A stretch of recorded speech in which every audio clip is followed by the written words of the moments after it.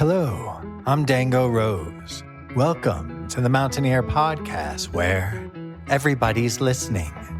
The Mountaineer brings you the latest news of the Peak-to-Peak region, in print, online, through our podcast, social media, and special publications. Now, listen in to the latest news of the area with our local journalists.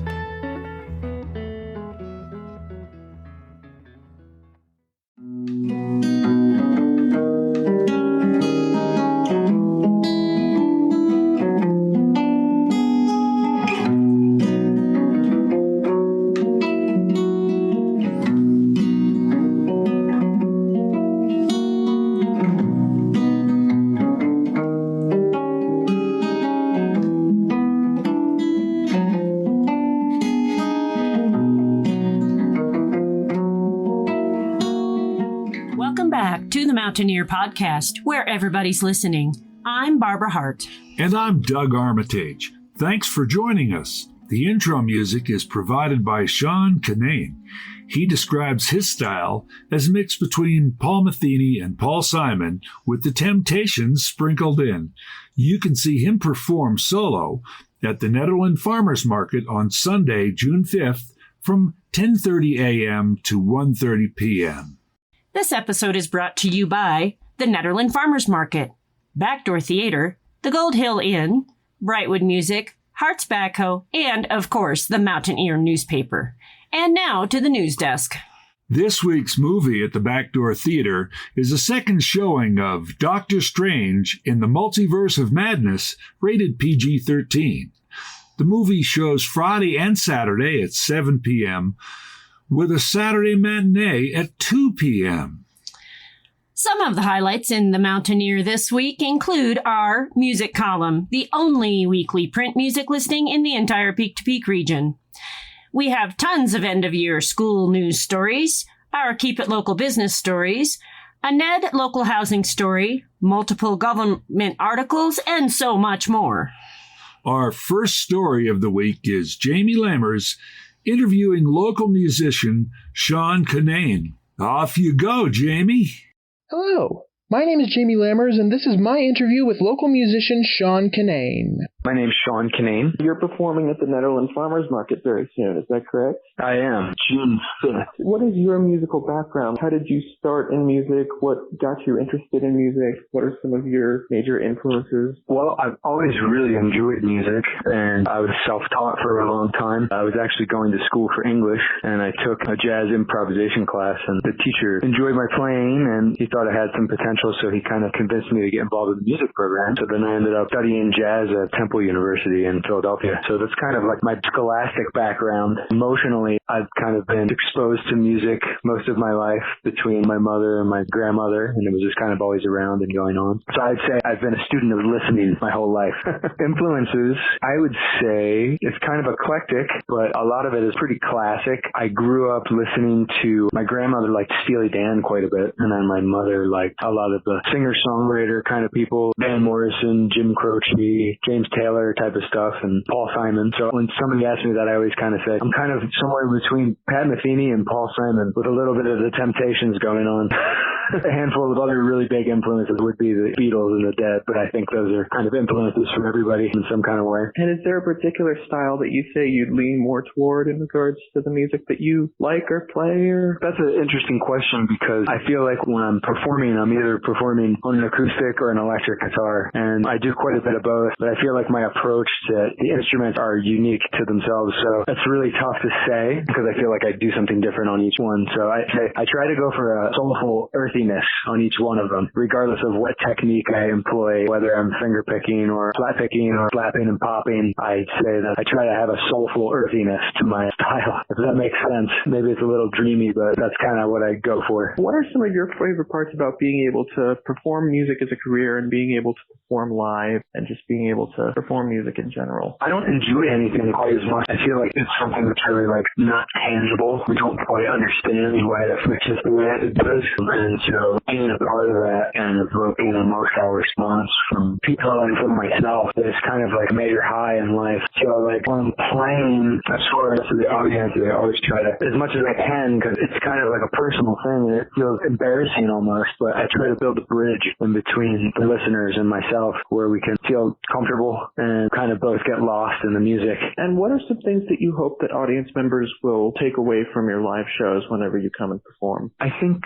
joy would be my hope, is that the audience would experience some kind of joy. And when I'm performing live, I really try to think of the contour of the show. So like the ups and downs and how we're kind of going through that emotional journey with each other. So I would say I would want them to experience joy and go on some kind of journey with the shape of the concert, the ups and downs of it. Is there anything else in general about your performances or any upcoming things you'd like to promote or anything else in general that you want to add? Yeah, I play in a couple different groups, and then I play by myself quite a bit. Two of the larger things that I'm doing are the Longmont Downtown Concert Series with my band Crickwater. That's called CRICKWOODER. And the other thing that I'm doing that should be pretty fun and rather large this year is a festival that my friend Paul Renix throws. His name is RENNIX, and it's called Rail on the River. It's a newer festival that we started doing last year. It's out at a place called Parish Ranch, which is, I guess, kind of between Lions and Bertha's. And he's doing two different events. I'm graced enough to perform at both of them, one with my band Crickwater and another one with my self-titled band. It's actually called Lunsford Cunnane, LUNSFJORD,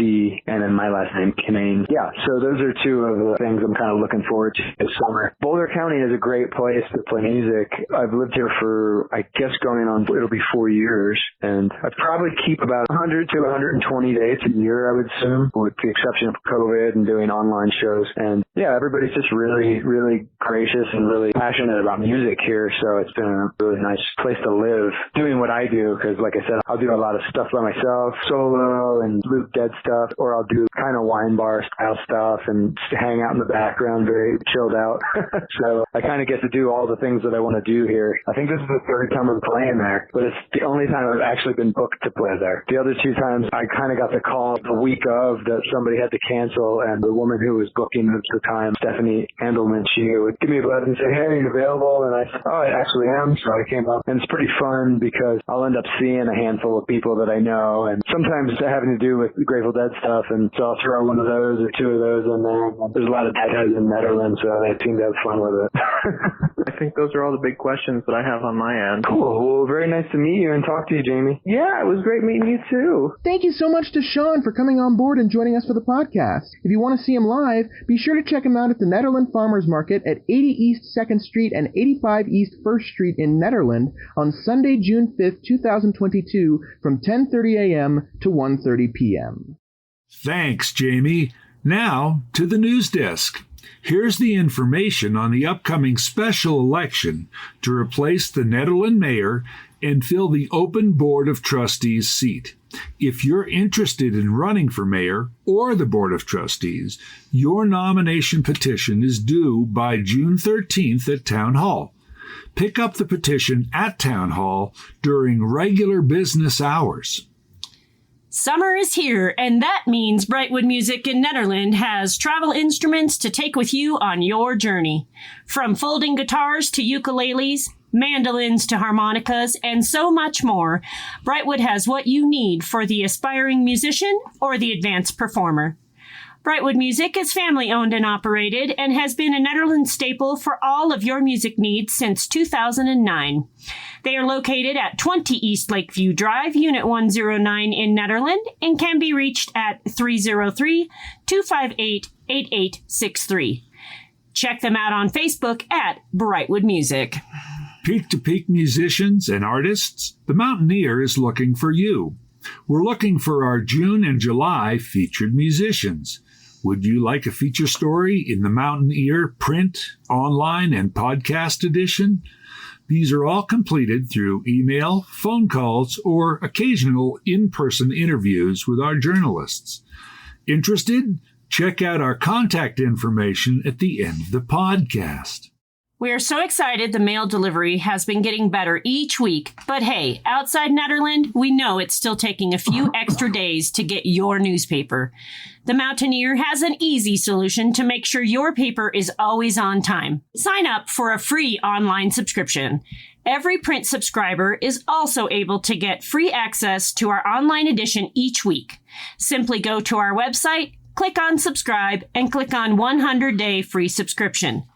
If you love it, we can continue it for the term of your subscription. And if you hate it, simply don't log in and it will expire in 100 days.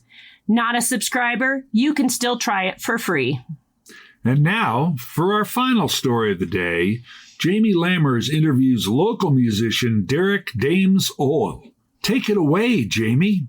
Hello, my name is Jamie Lammers, and this is my interview with local musician Derek Dames Ohl. My name is Derek Dames Ohl. I'm a musician out of the Front Range area. I also play bass in a band called Splash Mountain Flood and do my own solo singer-songwriter thing all the other days. And I heard that you are doing a show at Knotted Root Brewing very soon. Yeah, I got a few of them coming up. The next one that's going to be coming up June 17th. I'm going to be playing up at Knotted Root. I play there every other month or so. What got you started on your musical journey? What's your musical background? How did you get started in loving music, and what's some of the story behind that? Well, gosh, my parents definitely are a big start of it. Growing up just listening to all the oldies, Van Morrison, the band, John Prine, got very, very inspired at a pretty young age. Like, I used to fantasize of playing music and being a musician, even when I was like in elementary school. The first time I heard like rock and roll. In my head, that's like all I ever wanted to do, So as I got older, I obviously started playing guitar and bass and other instruments. And then when I got out of high school, we ended up forming the band Splash Mountain Flood, which is a rock and roll band out of Boulder, Colorado. We still play around every so often, but for about 5 years, I cut my teeth playing bass in Splash Mountain Flood. And we actually got a big start kind of playing around Ned a lot, playing the whole Boulder area. Then we did start to tour around and kind of hit the road and everything. So, gosh, as long as I can remember, I've always dreamt of being a musician. So I'm just picking away, like they say. Was there a particular moment in which you kind of decided what instruments you would kind of lean towards? Well, I mean, just like a lot of people, I initially dove into guitar just because, I don't know, I guess the guitar is the guitar, and it's just easy way to kind of get your foot in the door. For Splash Mountain Flood, it came to the point where they just needed a bassist, and when I was in high school, I played a little bit of bass in jazz class, and so I was almost like the guitar player who picked the shortest straw, and I ended up being a bass player. But after starting it up, I really grew a love for playing bass as well, and it's become kind of like my favorite thing to do. I mean, that's not true. It's a hard time between guitar and bass. My singer-songwriter thing is super important for me because I obviously am a songwriter. I love when I get a lot more chances to sing all my own songs and kind of make it a little bit more of a personable experience, if that makes any sense. So it's a hard time between those two, but growing up listening to country folks or like John Prine, singer-songwriters, the guitar was always the one that was shining in my eyes for sure. You kind of said that you had influences growing up like Van Morrison and some of the country singer-songwriters that really influenced you when you were younger. Are there any modern influences that you say have kind of brought you to what your style of playing is today? Oh man, I mean, these days for the singer-songwriter thing, the country music scene is really having a massive resurgence right now. And there's so much good country music and there's so many amazing artists coming out these days that have that old country feel rather than more pop or whatever Billboard chart stuff that comes out in between. So gosh, there's so much. I could name a few, like Brent Cobb is a singer-songwriter who he's definitely not, I guess I'd say a household name, but to people like me, I know there's a lot of folks that look up to him, and he's just like a songwriting machine and really has that good old sound, which that's one of my favorites. The Des Lawns are a band that are out of New Orleans, and both the guys from their band, Riley Downing and, oh gosh, what's the guy's name? They put out albums this year that are phenomenal. There's some albums I just can't stop listening to. And their band is called the Des Lawns, and they are kind of like a New Orleans folk band that's really, really good. But yeah, I mean, like, I grew up listening to all sorts of stuff, as far as Splash Mountain Flood goes, the other band that I play in, we definitely got a lot of inspiration from the music from the Grateful Dead. So I can't go without saying their name as well. Not as current, but,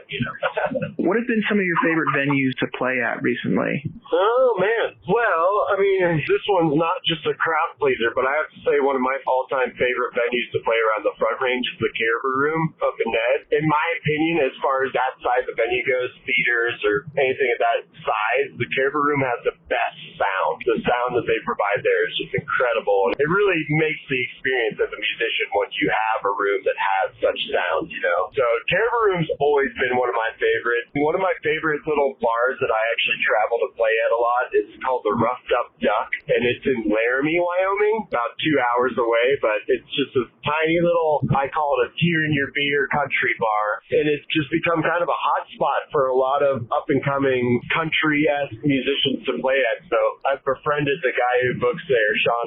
He's an incredible guy, and he lets me come through anytime I'm able to. It's really sometimes hard to find listening rooms when you're not playing theaters or stuff like that at that level yet. So you play all these breweries and everything, and sometimes you're battling the conversations in the background or whatever, which is fine. But it's really a treat when you get to play to a room that's listening. And that's also Knotted Root. That's, I have to say, probably my all-time favorite brewery to play at. For one, because the people in Netherlands just love music. You can see it so easily. Like, people are coming out to see music. I mean, obviously, come out to see their friends, get some beers, whatever. But the music is a very important thing to Netherlands. That's why I definitely hold a special place in my heart for all the breweries up there, whether it's Very Nice or Knotted Root. Those are definitely some of my favorite places to play. What would you say are some of your favorite parts about being able to perform live and perform music as a career? Traveling, for me, is the biggest. I, just like everybody, always have an itch to kind of be going somewhere new or seeing somewhere new. And I'm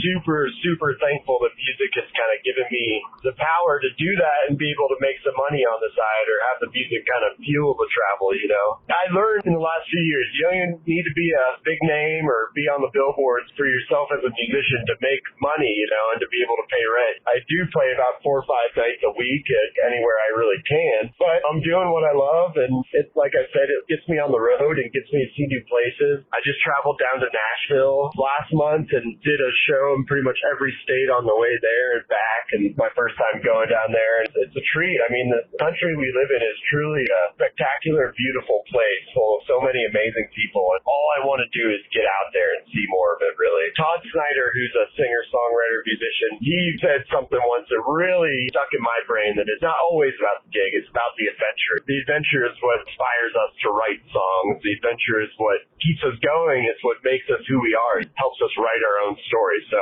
I love it because it's led me on quite an adventure for the last almost 10 years of my life, and I'm just going to keep doing it until my fingers fall off.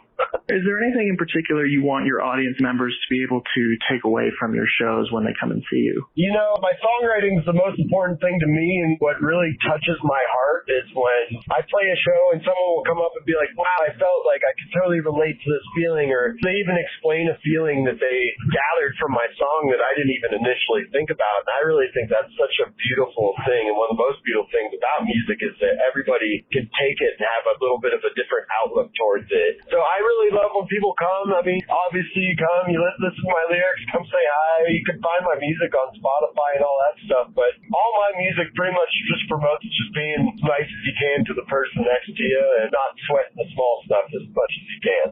Is there anything else just in general that you want to add about anything else coming up, or anything you want to promote, or just anything in general? Well, yeah, I mean, people can follow me on social media, Instagram, Facebook. Like I said earlier, I play about 4 or 5 nights a week around the Front Range area, so if you catch me and you like what you hear, you can definitely catch me again without it being too hard. Yeah, just come see me play somewhere. That's about it. I think those are all the big questions that I have on my end. Well, awesome. Yeah, well, thank you for thinking of me and reaching out and letting me answer some questions, man. Yeah, absolutely. Thank you so much for coming on board. This was awesome. Thank you so much to Derek for coming on board and joining us for the podcast. If you want to see him live, you can catch him at Knotted Root Brewery, 250 North Caribou Street in Nederland on Friday, June 17th, 2022 at 5 p.m. Thanks again, Jamie. Neighbors, this weekend is the annual Mountain Forum for Peace yard sale. This is held at the Nederland Community Center, located at 750 Highway 72 North in Nederland. The sale takes place on Friday and Saturday, June 3rd and 4th, from 9 a.m. to 6 p.m., and on Sunday, June 5th, from 9 a.m. to 11:30. when everything is half price. Then, from noon to 1 p.m., everything is free. The Gilpin County Democrats will hold monthly meetings in person on the fourth Thursday of each month at the Gilpin County Library from 6:30 to 8:30 p.m. Contact gilpindemschair@gmail.com with questions. The Gilpin County Republican meetings are on the first Thursday of the month at 7 p.m. at the Gilpin County Library. Is your business interested in being a podcast sponsor? We have sponsorships available starting at $30 per week or sponsor a whole month for just $99.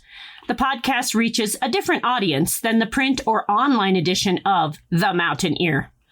Hey, the Nederland Sword Yard is located at 291 Ridge Road in Nederland. The hours of operation are Wednesday through Saturday, 9 a.m. to 5 p.m.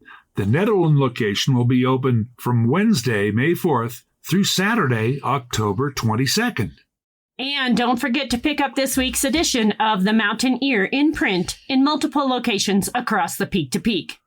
And that's all for this week's episode of the Mountain Ear Podcast. All editions of the Mountain Ear Podcast, print newspaper, and latest news are always available on our website at www.themountainear.com. To contact The Mountain Ear, email info@themountainear.com or call 303-810-5409. Thanks, everyone, for an entertaining podcast. I'm Doug Armitage. And I'm Barbara Hardt. Until next time, thanks for listening.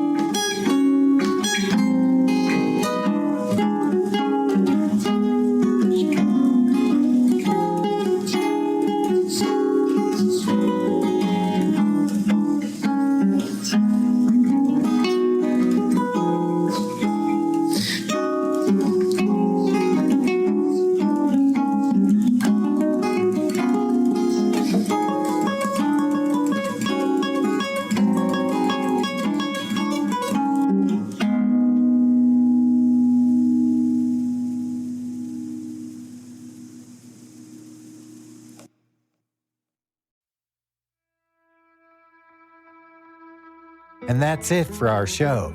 Subscribe online to get more access to more news, weekly updates to our community calendar, and a link to our YouTube channel by visiting themountaineer.com. Be sure to use the coupon code PODCAST when subscribing for a 10% discount, only available to our listeners. If you are in the local Peak to Peak area, be sure to pick up a print edition of The Mountaineer at a local business. I'm Dango Rose. Thank you for listening.